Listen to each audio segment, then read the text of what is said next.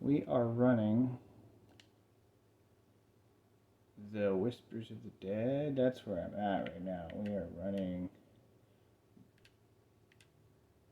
some sort of fucking...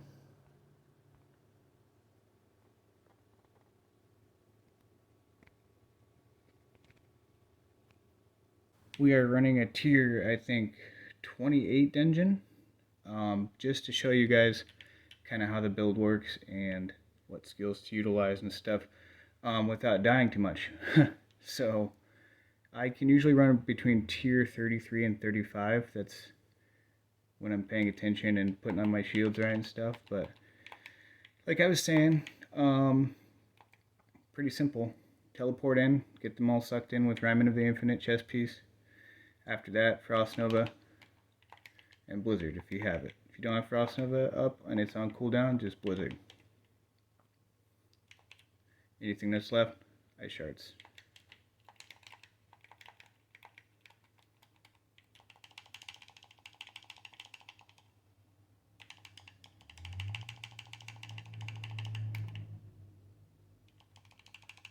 Pretty straightforward, pretty simple.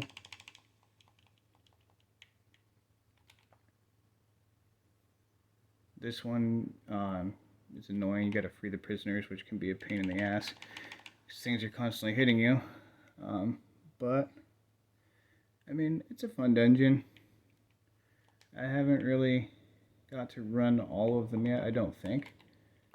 But I'm close to having ran all of them. Blizzard pretty much just decimates things because I have 8 ranks into it, so it's extra strong.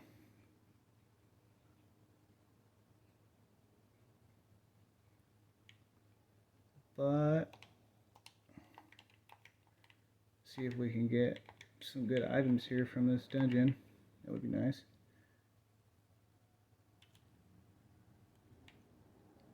Nothing here.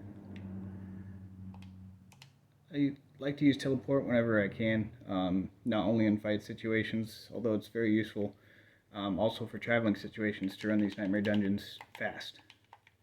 As fast as you can. That's the goal, right?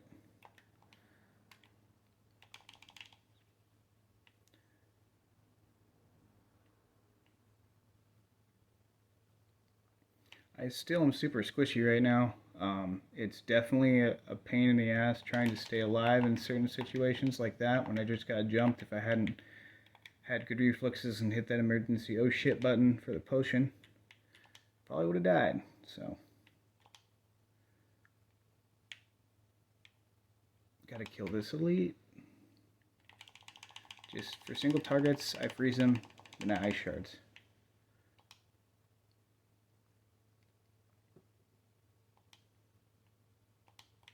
Teleport.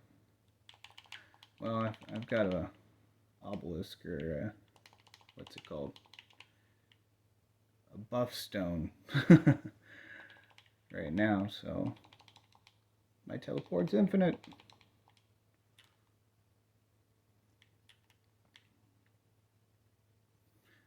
So yeah, like I said, teleport and then dash for the quick movement speed increase. Definitely helpful when you're trying to traverse these dungeons and you're having to do a lot of backtracking. Gives a little speed boost there. Gets to from point A to point B a little more quickly.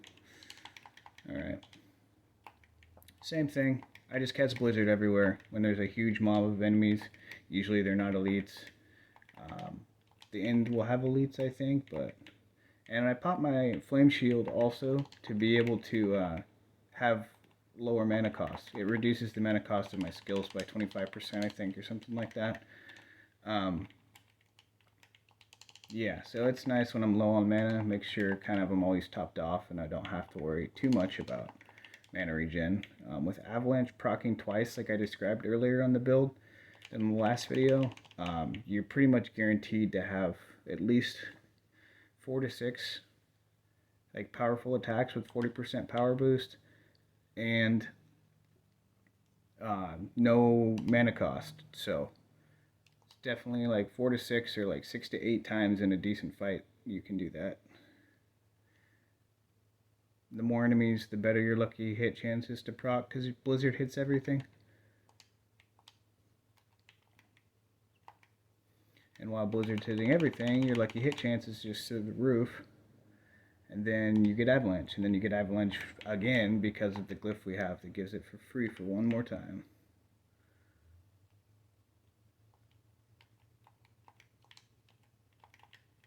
I like to pop Ice Shield and Flame Shield at the same time, because then I can cast a lot more. Both Ice Shield and Flame Shield have a mana cost glyph in them, mana cost reduction, so that's the route I took in order to successfully play this build the way that I like to, which is pretty much non-stop all the time.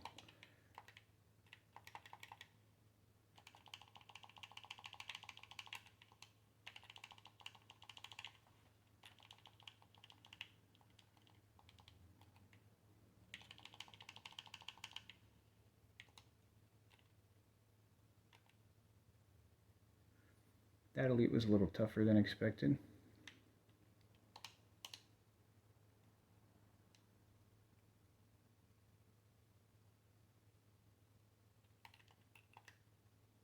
Blizzard over here, Blizzard over there. Blizzard pretty much just takes care of everything for me. I don't really have to do too much else because of how many points I have put into it, but it's nice. It's very nice. Very, very nice.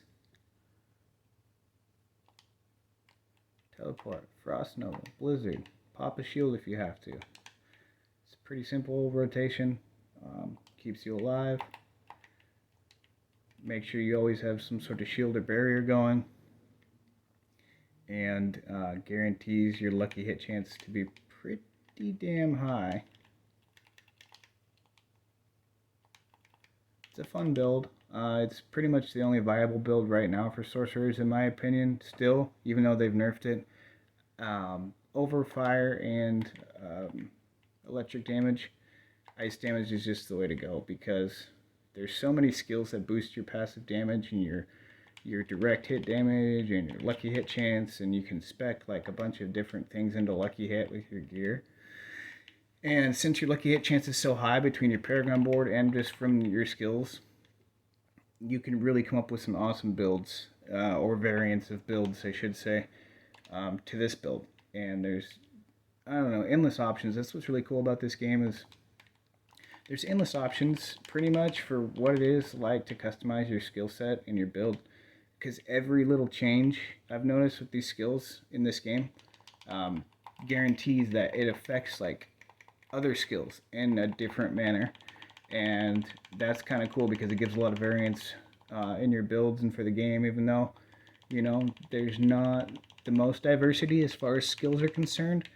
You know, a lot of it's pretty cookie cutter, straightforward stuff that you would expect from a Diablo game, but at the same time they definitely went above and beyond compared to Diablo 3, so definitely an improvement in the skills department. Sorcerer is fun. I've never played a sorcerer before in any of the Diablo games.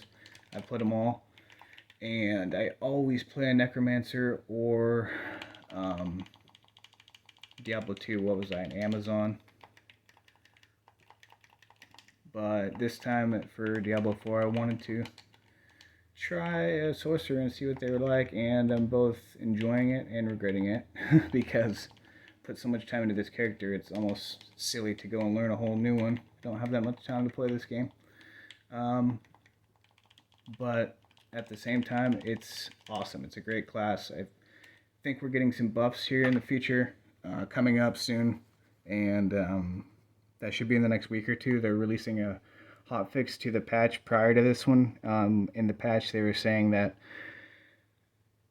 sorcerers were hit really hard with a lot of nerfs and a lot of unnecessary decreases to their damage and to their build variety. Basically, they've changed a lot of things and diminished a lot of glyphs as far as those are concerned.